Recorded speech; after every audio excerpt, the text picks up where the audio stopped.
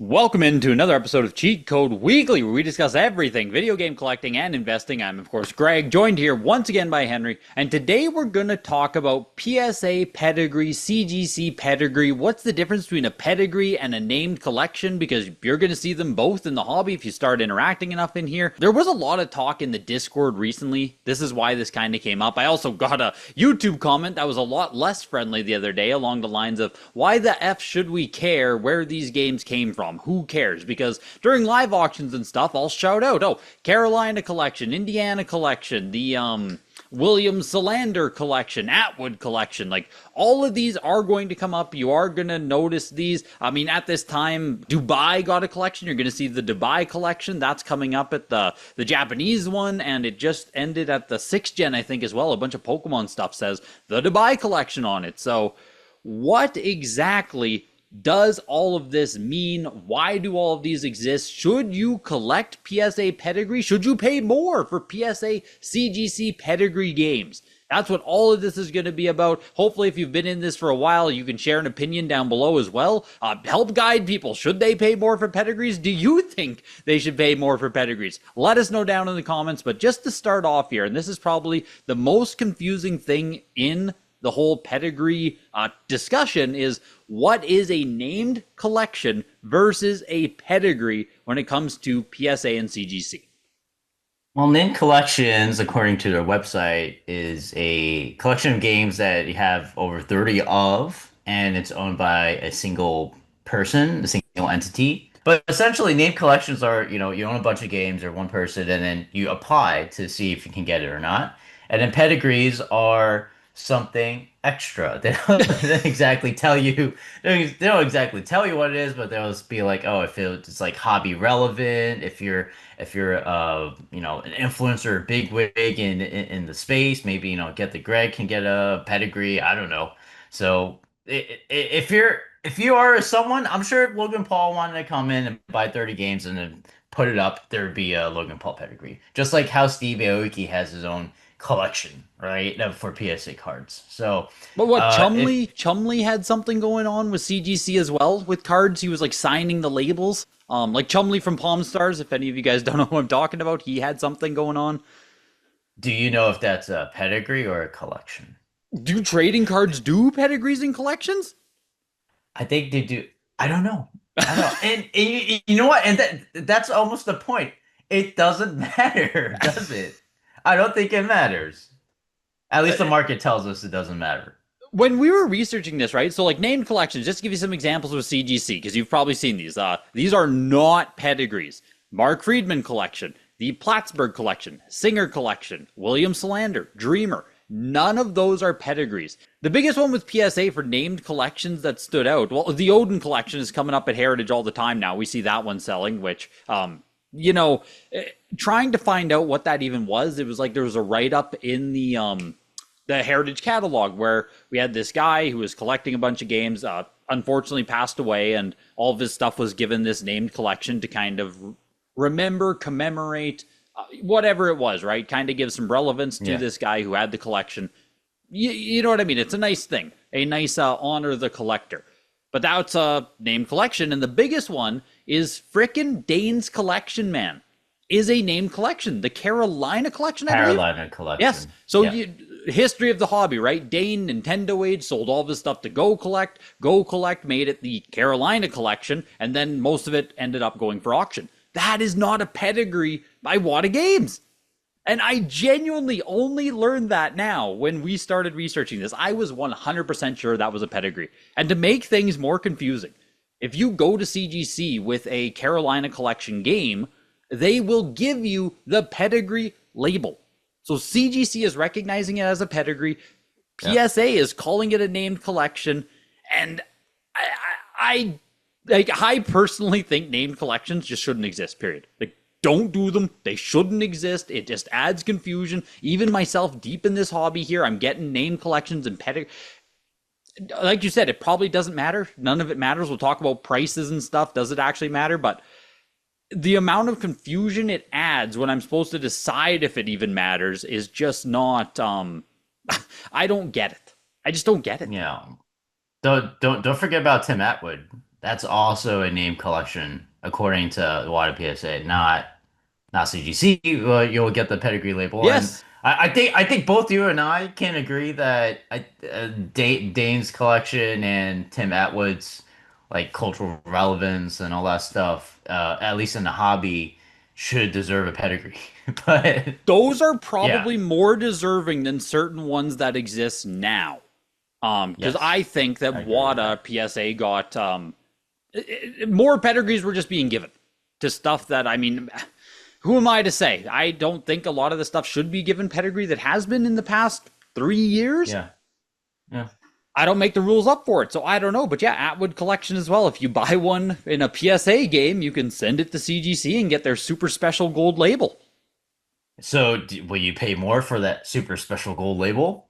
It's funny, right? Because what is it? PSA has something on their website written down. This is what PSA's website literally says. The question of whether or not pedigree adds value is largely irrelevant. Value is determined collectively by two people, a buyer and a seller. It all Hmm. comes out in the wash. I'm literally reading the website. They say it all comes out in the wash. So for me, would I spend more money on a pedigree game? No, absolutely not. In a lot of instances, with Even for the PSA label, the specifically. CGC Yeah, beautiful label. I'll get there. I'll get there. I'll get Oh, there. I'll get there. people want to know. I'll get there. People want to know. With PSA, right? You have all of these things where, especially like named collections, the Odin collection, where you get the exact same label, you get the exact same everything. This is no offense. I get that. I just said the guy died. I don't want his video games on the label. I don't. I understand Greg, it. What? Greg hates dead people. Yeah, You're like I know, terrible. right? I don't want to You're slam into bad. this guy here. It's just Oh man. that's the freshest one because we just saw so much of it come up for auction. But Yeah. I don't want my game because that's the thing. Once we do an ownership transfer for a lot of this stuff, unless it's truly the most important person in the hobby or the biggest history that Yeah. shouldn't be erased. You talked about like people within the space and stuff. Marty O'Donnell has his Halo collection, right? What is he? The Yeah. the He's a the composer. He made all the music for yeah. up until Halo 3 or something. Yeah. Yeah, so he had a personal collection of Halo items, and that's recognized as like the Marty O'Donnell. Kind of neat. Okay, that's kind of cool. I understand that. But if we're just talking another collector, do you want all of your games to say get the Greg games on them? Why would you want that? So, I CGC would pay up special for a label. Celeste 10 though. I would pay up for a Celeste 10 to get the Greg. With the get the Greg, that's going to be a one of one. Yes, People know absolutely. it's Greg. You don't Exactly, even one need of it. one. You Yes, don't even need it to exactly. say it. The Oh, CGC I would pay more. I would pay more. at this Yeah, point, man, like when I talk about name collections and pedigrees, yeah. what we've seen makes me feel like I should be eligible, and I don't I feel think like I it could should get be better. eligible. I think it could get a pedigree. Yeah, I've been in the hobby for 15 years. I got a pretty yeah, extensive collection. I got some really nice stuff. yeah. You have some reach. Yeah, I mean, again, Yeah, right? The yeah, way that pedigrees is gone, I don't feel like I should be, but I also feel like at this current time, I'm eligible, or I should be damn close to being eligible with other stuff that we've seen. yeah. Well, okay. And here's one more thing. I There's want a to lot talk of about that pushback special about. label too. Are you going to bring Oh, up? no! Oh my God! I You got gotta let the you people got know. 5 minutes. Quick, let them Got a lot to know. say. It's a big Yeah, topic. This go. has been brewing, man. Big topic. The CGC special label, right? So PSA on their site is like, oh, it doesn't matter, values are relevant, all these things. But I think we can all agree that the way in which PSA and especially CGC has gone about doing these pedigrees, WATA games swapped over to using unique custom flows. The little circle on the WATA game there, it was gray, Yeah, silver, whatever. They made the label different. They differentiated pedigrees. Pedigrees were made special. CGC took it far enough to make this nice gold label custom. It looks way better than the original CGC label. I'm going to say it outright. It's a nice label. It's probably nicer than WATA's, to be honest. It's a nice label. If you don't like the gold, if you don't like the gaudy, I get it. But like CGC went out of their way to make the nicest label they have in the frickin' hobby to slap onto yeah. pedigree stuff. And then we're also going to be told, it doesn't matter. They're not special. Of course, it is a marketing gimmick.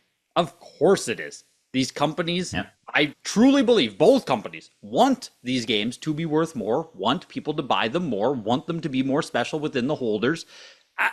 With CGC special label, sure. I like it. I might pay, let's say a game's selling for $100. I'd pay 110 to get the nice label. Sure, I'd do that. If a game's $2,000, maybe I'd pay 2,100 to get the nice label. Because, let's say Ocarina of Time Collector's Edition, you got the nice gold foil box and stuff. $100 to match the Yeah. nice gold label? All right, I mean, hey, I could probably be convinced into that. Am I going to pay an extra 500? Absolutely not. If a game sells for 100, am I going to pay 200? Absolutely not. But I would pay a very slight premium for the CGC label. Would you? Buy the game, not the label. Come on, man. I Come don't know. on. Look out, I we're don't want buying any aesthetics out here. Look at the PSA label backlash. We're buying labels out here.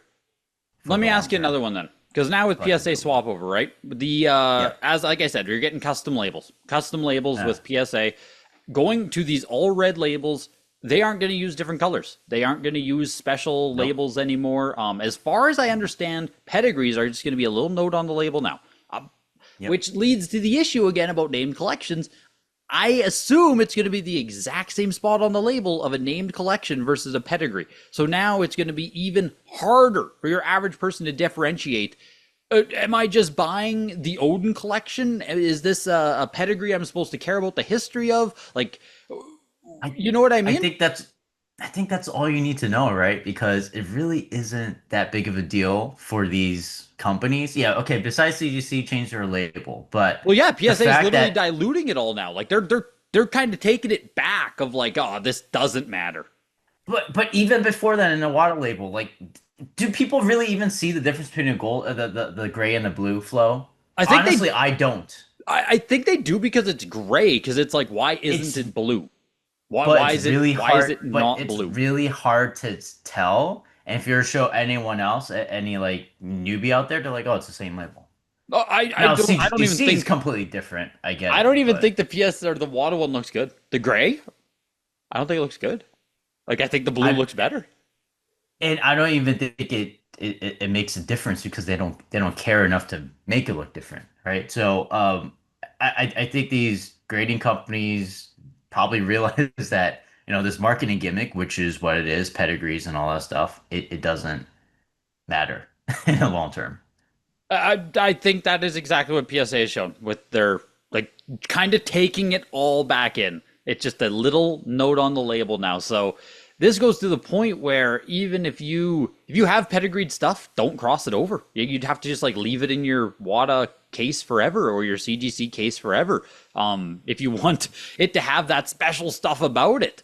But yeah, you touched on this a little bit with Marty O'Donnell, right? The one place where I would maybe spend more money is if you have a Yeah. super famous person within the industry. If I'm buying Miyamoto's Mario's, or like let's say he kept a copy of every single game he worked on, he kept them safe and everything, and oh my god, like he passed away and we found them all. This is Miyamoto's treasure trove. Okay, all right, that I could understand that selling for a premium. I could understand why you'd want to keep that all together. Yeah. A lot of the pedigrees that exist are like, yeah, out of all the existing pedigrees, what's the best? Indiana collection is like 2,200 games from an old game store. Hawaii collection is like game stores. Is that as well with that one? Just shut down It game is stores. basically, yeah, it's basically a shutdown game stores or distributors with all this, new old stock. I think those do deserve pedigrees because they had their seminal moments in the hobby back then. But I mean, even then, like over this, 5 to 10 year period where you had all these games, there's just no premium. And we're gonna show some examples of specific games that have sold recently that just have no premiums over each other, whether it's a pedigree or not pedigree label. But out of every pedigree that should be worth something, the Mario Dawn one should be worth something because the, Should the be. music really matters. Like people still love the Halo theme music. He's still a big figure in the space, even though he doesn't work on Halo anymore, right? He's still active and talking to people about Halo. It like he's everyone knows him, right? He Yeah. might be the most famous. He might be the most famous Halo guy out there who's worked on the game because his name's out there. Now I don't think I've seen anything of his selling. I don't think he I sold don't think I have anything. either. But if it does come up, I would imagine some Halo people may pay a little bit more for it. I don't know if it's 2x more, 3x more, may if it's $100 more, but it would make sense for that to be worth more, right? Because the guy worked on it. It's his personal copy. If you like Mario O'Donnell or if you like Halo, it'd be cool to own something that he had. Yep, that's the only place I'm going. And even then, I talked to you about this off camera a bit, where it's like, even if I'm getting like Mario O'Donnell's copy or Miyamoto's copy or something, I kind of also want it signed. If I'm going to pay like a big Yeah, premium, that's fair. I kind of want the signature on there or something to actually like, not to say it's not true, right? I don't want to say it's not true. Okay, that is Mario O'Donnell's copy. But it's like, Yeah. if you ever take it out of the casing, and this is one thing I Case, hate with yep. grading sometimes, is like it's only valuable inside the slab. Because if I take Yeah. Marty O'Donnell's pedigree game and I break it out of the slab, it's no longer Marty O'Donnell's game. There's no way to identify it. There's no way to make that happen again. You know what I mean? Yeah. So at I least if you mean, have a signature on there, you have something that still has substantial value, even without the Miyamoto's signature goes for thousands on CIB PAL games, right? Yep, No one yep. wants CIB PAL games, but if he signed it on Mario Sunshine, it goes for $5,000, $6,000. Now that also goes to the fact like he doesn't sign a lot of stuff, but yeah, his stuff is worth something. So even if he didn't sign anything, if somehow he passed away, and then people got a hold of his games and they were graded and authenticated and it said Miyamoto's collection. I can see that going nuts for Yeah, anything, even if it's CIB, even if it's a yeah. cart, I mean even that if it's not super signed, the even if it's Madden not that signed. sold for like $400,000. Yes, that was bubble, all Yeah. that stuff, but that was like from the offices of John Madden. That was like part of its provenance.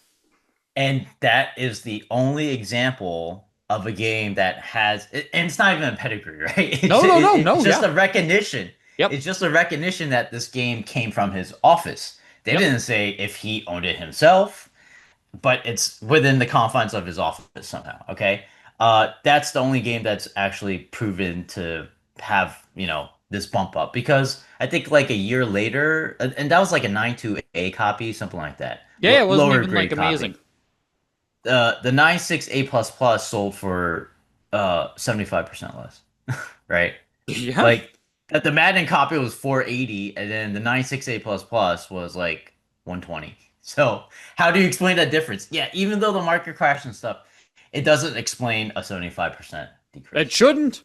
It shouldn't. And yeah, there's some examples to show on screen here. Like, Tecmo Bowl is probably the best one here, where we're going from April to Yeah. September. 9.68 plus plus versus what? 9.68, 9.8 A plus. People can Yep. argue all the time what's better, what's not better, but like the The 9.88 9.8s always sell plus. for more. 9.8s Exactly. always sell It for more. always sells for more. Always sells for more. So we're Always. seeing $25 over the 9.68 plus plus, which tells me it is zero consideration. Like Zero. zero. Zero Yes. consideration. The Dubai Yeah. collection there, the 9.68 A plus on the Pokemon Diamond, zero 20 bucks more. consideration. But yeah, Yeah, that's a good it doesn't example matter. too there with them side by side to see like the blue versus the silver. The silver doesn't even look better. Yeah. It just doesn't. It doesn't even look better. Yeah. And the last thing I want to say here is like when we try to talk about comps and pricing and oh my god, look at all of this pedigree stuff is selling so freaking well, so clearly it matters. Pedigree stuff in general, and the Dallas Fort Worth collection is a big one, right? The pedigree stuff in general is going to be very mint, very rare, very expensive stuff in general. So Yes. it's super hard to even say that, like, oh, it's selling so high because it's a pedigree when we're talking about like a first print Clue land for $40,000. That's selling for that amount anyway, whether it has a pedigree Exactly. label on it or not. So when you're looking at comps and stuff, if you see, oh my god, a pedigree copy of Solomon's Key sold for $15,000, it's way more because it's a 9.6, 9.8 top pop copy of the game, the only one we've ever seen come to sale for years, more than it is the label. If you take away Yep. that label and you just throw a lot of these amazing pedigree games up without the labels, they're going to sell for the same amount. So don't misattribute why they're so expensive. They're amazing Uh, items with or without the pedigree. So don't think like, oh, pedigree equals expensive. You know what I'm saying. Am I communicating Yeah, that yeah, well enough? yeah. Is that You're translating you're for you? basically saying You're basically saying pedigrees usually have really nice games and really nice high conditions, and even without the pedigree, it would still sell for Like probably even as raw, much. they Yeah. would sell for monster amounts of money. Buy the game, not the Yes. label. Like don't emphasize that label. I know I already said I'd pay more for CGC, but like don't overpay for a label. It just doesn't matter at the end of the day. God, do they matter? Do pedigrees Okay, matter? okay, okay. Wait, Do wait, pet is that the last question? let me no, let me wrap a bow around this. All right. Okay, I okay, think okay. for Close us out. everyone, Close us out. I think for everyone in collectibles, I think the first thing that you usually think, and I'm not even in comics, right? People know the Mile High collection when it Yep. comes to comics. I'm sure you've heard of it. I've Like heard of it. it And I was know this. nothing about comics. I don't even know what's part Yes, of the Mile High collection. I've seen it exactly. on But TV shows. You know what I mean? it is a famed like comic book store. I think someone passed away, and then they had like all these great condition comics, Superman ones. I don't know if he has Action Comics one, but like just crazy stuff in crazy high condition. Like you said, usually pedigrees they have really nice stuff in really nice condition. All right. So I know nothing about comics. I asked ChatGPT. All right. I asked them, is Mile High, a comic in Mile High pedigree, is it going to be worth more than something that's just, a high copy? And this was the example they gave me. All right. So a Superman 1 Mile High CGC 80. It sold for $5.3 million in a private sale in January 2022. So, Okay. still in the bubble time. And versus CGC 70, so two grades down, right? For 2.6 million December 2021. So just 1 month Yeah, apart, very just one close. month apart for for two grade bump. One's Mile High, one's not. It basically sold for double, right? A CGC 70 to CGC 80 sold for double. One's the higher grade being Mile High. Now, I don't know anything about multipliers for comics, but like just thinking for a major comic like that, would a two grade bump equal a 2x in your mind? Well, what's Superman 1, like 1930?